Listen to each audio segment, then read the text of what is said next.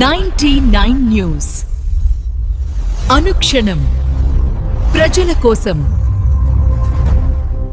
విజయనగరంలో ప్రభుత్వ వైఫల్యాలను ప్రజల్లోకి బలంగా తీసుకెళ్లాలని వైఎస్ఆర్సీపీ నాయకులు పిలుపునిచ్చారు.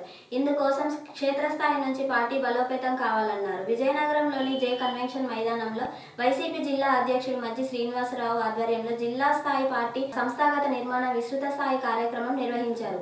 ఆంధ్రప్రదేశ్ శాసనమండలి ప్రతిపక్ష నాయకులు మాజీ మంత్రి బొత్స సత్యనారాయణ తదితరులు ముఖ్య అతిథులుగా హాజరయ్యారు.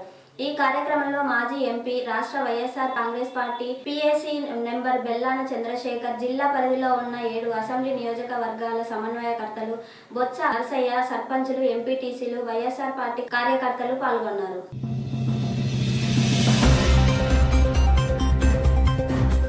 99 న్యూస్ అనుక్షణం ప్రజల కోసం.